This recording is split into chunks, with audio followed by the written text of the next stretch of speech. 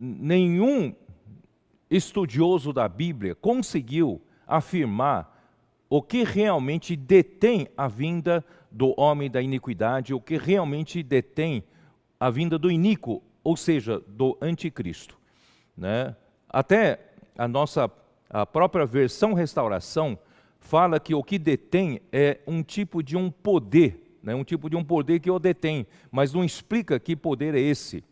E também a versão King James atualizada que nós temos usado principalmente para a leitura do Antigo Testamento, aqui fala também, né, na sua nota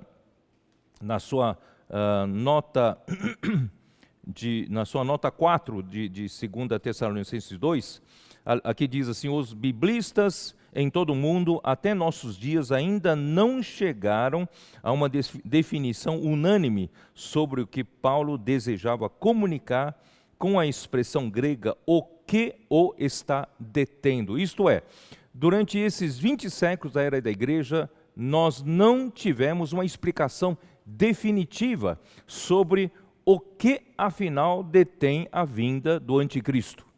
Mas eu acredito, irmãos, desde a semana passada, o Senhor nos confiou uma revelação tremenda. Essa é uma revelação inédita. Durante todos esses 20 séculos não se achou uma definição. Eu queria dizer para vocês que essa definição, na verdade, está aos nossos olhos.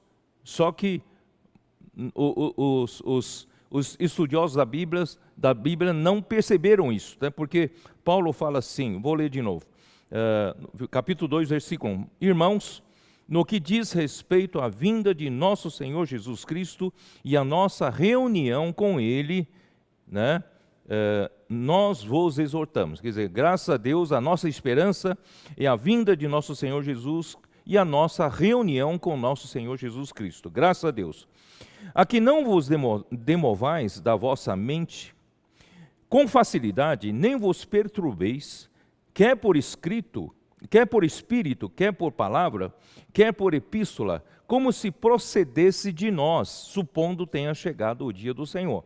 Então, Paulo alertava aos Tessalonicenses que havia rumores, às vezes até por carta, nos nossos dias seria pelas redes sociais, pela mídia social, né?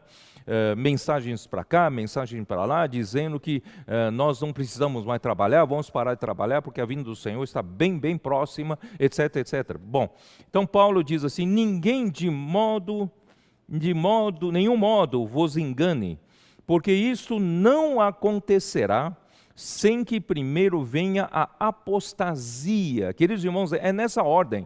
Primeiro que venha a apostasia e seja revelado o homem da iniquidade, o homem da perdição. Então, precisa haver primeiramente a apostasia e em seguida aparecerá o homem da iniquidade, o filho da perdição.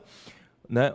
Qual é a característica desse homem da iniquidade? O qual se opõe e se levanta contra tudo que se chama Deus ou é objeto de culto, a ponto de assentar-se no santuário de Deus, assentando-se como se fosse o próprio Deus. Quer dizer, esse homem da iniquidade, na verdade, ele é um comandado daquele arcanjo que caiu, que desejava galgar posições, mais posições, queria estar acima, não é isso? Acima dos anjos, ele queria galgar a primeira posição e não contente com isso, não tinha mais ninguém acima dele, então ele queria galgar a posição de Deus, ele queria ser igual a Deus, né? Então,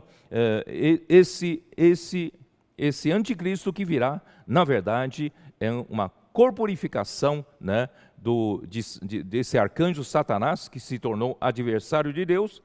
Mas aqui no versículo 5 diz assim: não vos recordais que ainda convosco eu costumava dizer-vos estas coisas?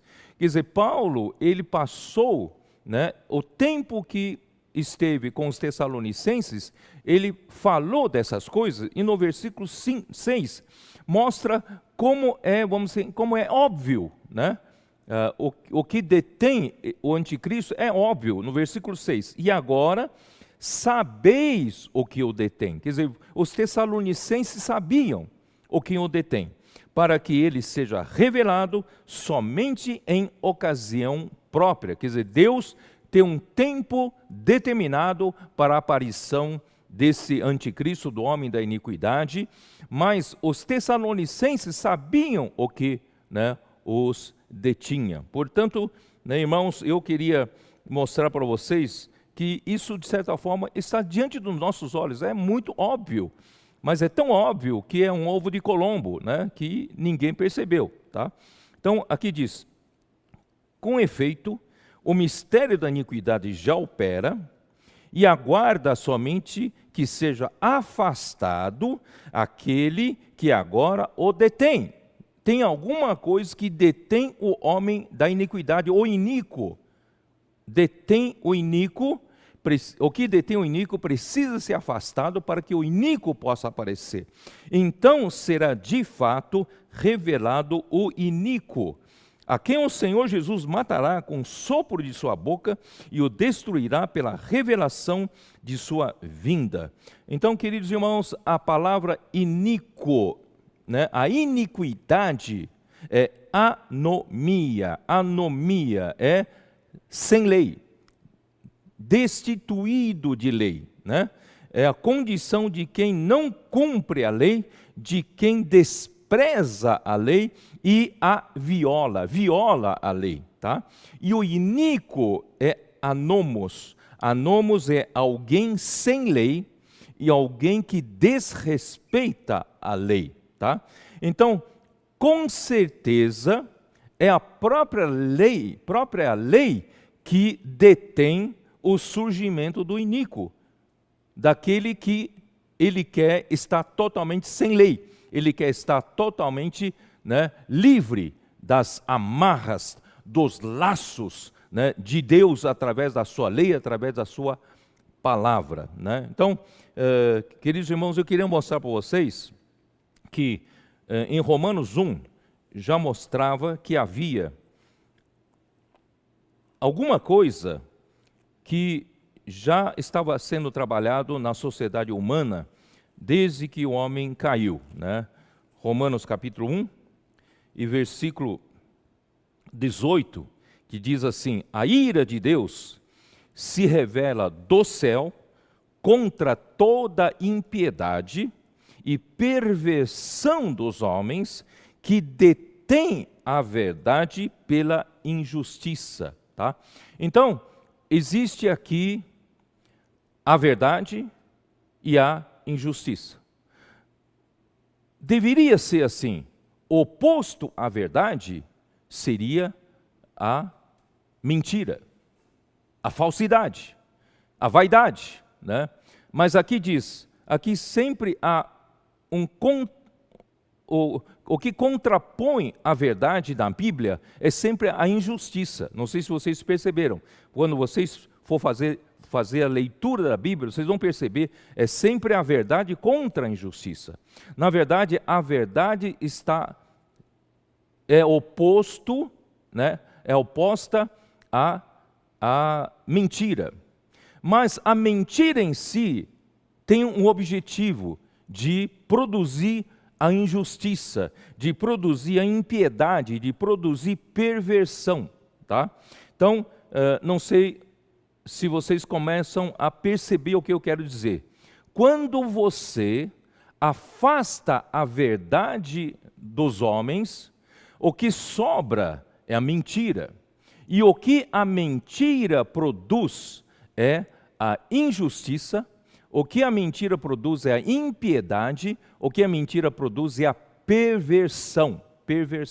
Tá? É isso que, né, detém, está segurando o aparecimento do iníquo, do sem lei, porque ele não quer a lei, ele não quer Deus como a verdade, a palavra de Deus como a verdade. Então, todos os movimentos da nossa sociedade estão sendo feitos no sentido de remover Deus da nossa sociedade, de remover a verdade da nossa sociedade, de remover a Bíblia, a palavra de Deus, como padrão da verdade na nossa sociedade. Por quê? Porque esse homem da iniquidade, ele quer iniquidade, ele quer a injustiça, ele está removendo, afastando, né, tudo que se relaciona a Deus, tudo que se relaciona, né, ao objeto de culto, tudo que se relaciona à palavra de Deus, ele está removendo para quê? Para que ele fazer a sua vontade, a injustiça, né, a impiedade, a perversão. Muito bem. Então, versículo 19, vou continuar lendo aqui, Romanos 1. Porquanto o que de Deus se pode conhecer é manifesto entre eles, porque Deus lhes manifestou. Quer dizer, você pode tentar afastar Deus da jogada, afastar a verdade da jogada, né, entre os homens, mas Deus se fez manifesto em todas as coisas aqui, das coisas criadas. Porque os atributos invisíveis de Deus, assim o seu eterno poder, como também a sua própria divindade, né, claramente se reconhecem desde o princípio do mundo, sendo percebidos por meio das coisas que foram criadas. Não tem como negar Deus, mesmo que, né, o mistério da iniquidade tenta negar Deus, tirar Deus da jogada, mas não tem como negar, né? Claramente se reconhecem, né, a divindade e o poder eterno de Deus, né, pelas coisas criadas. Tais homens são, por isso, indesculpáveis, porquanto, tendo conhecimento de Deus, não o glorificaram como Deus, nem lhe deram graças, antes se tornaram nulos em seus próprios raciocínios. Quer dizer, a hora que você tira Deus da sociedade, tira Deus do homem, a hora que você tira a verdade do homem, o que resta é, os homens se tornam nulos, zero, não tem nada nos seus próprios raciocínios. Quer dizer, a verdade é a única coisa consistente nesse universo. A hora que você tira a verdade, o que sobra na nossa cabeça é zero, é nulo. Os nossos raciocínios se tornam nulos, obscurecendo-lhes o coração insensato. Vem as trevas, não tem luz, o homem não sabe, né, para onde vai. Muito bem, inculcando-se, aí o homem vai se fazer por sábio, mas tornam-se louco, né? O homem torna-se louco cada vez mais. As loucuras, irmãos, estão acontecendo na nossa sociedade até a vinda do Senhor. E mudaram a glória de Deus incorruptível em semelhança de imagem do corruptível, bem como de aves, quadrúpedes, né, e répteis. Quer dizer, isso começou a introduzir adoração a ídolos, adoração a homens, né? Então, por isso Deus entregou tais homens à imundícia pela concupiscência de seu próprio coração, para desonrarem o seu corpo entre si. Quer dizer, quando você remove a verdade da humanidade, né, e o homem então começa a sofrer consequências de falta da verdade, e começam a desonrar o seu corpo entre si, pois eles mudaram a verdade de Deus em mentira. Essa é a consequência, mudar a verdade de Deus em mentira, adorando e servindo a criatura em lugar do Criador, o qual é bendito eternamente. Amém. Desde que Satanás se rebelou contra Deus, ele quer ser adorado. Então, para que ele seja adorado, ele começou a fazer um movimento para que alguns homens levantassem reinos e governos humanos para serem adorados.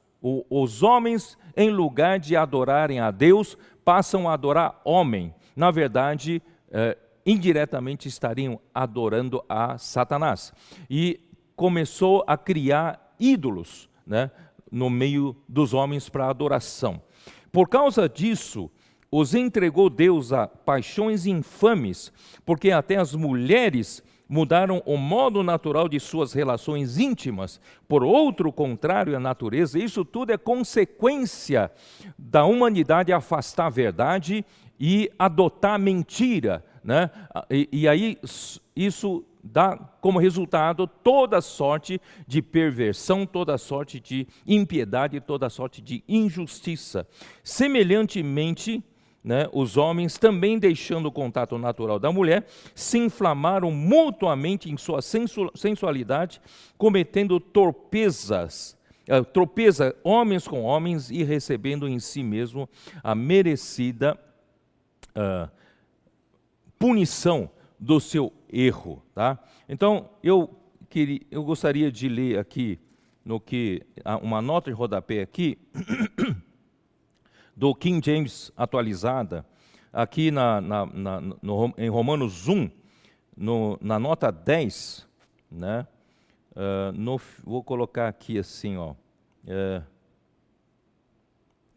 Não tenho tempo de ler todo, né? Vou ler no finalzinho, últimas 4 linhas da nota 10. Deus, observando a decisão humana de se afastar da sua presença e conselhos, entrega os pecadores à sua própria volúpia pecaminosa e à liberdade ansiada. Entretanto, esses se tornam escravos de si mesmos e dos que pensam de igual modo. Deus remove as restrições divinas que protegem a humanidade dos piores sofrimentos decorrentes da libertinagem e das coisas mais horríveis. Lendo a nota 11, as antigas sociedades gregas e romanas não apenas aceitavam o homossexualismo e a pederastia, mas exaltavam essas práticas como uma expressão de afeição superior ao amor heterossexual. As práticas homossexuais eram comuns também em todo o mundo semítico. Entretanto, para os judeus, sempre foi uma abominação. A prática homossexual não é uma doença, né,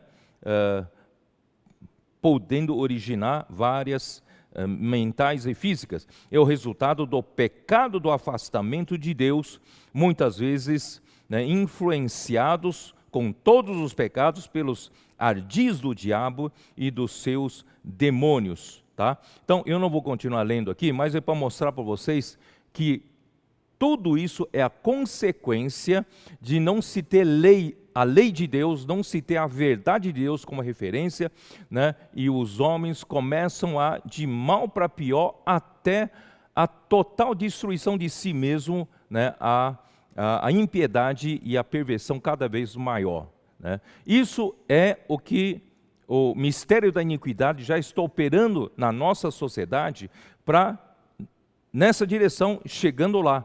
E quando chegar no momento em que os homens não terão mais o conceito de Deus na cabeça, né? Isso já começou com o movimento marxista, tirando principalmente 2 itens. Eu quero falar desses 2 itens, as 2 colunas, que é o conceito de Deus e o conceito da família. Então ele quer destruir, né, o marxismo. Mas o movimento pós-modernista, né, está fazendo esse trabalho para tirar o conceito de Deus e da Bíblia. Bom, é isso que mais ou menos eu queria falar com vocês.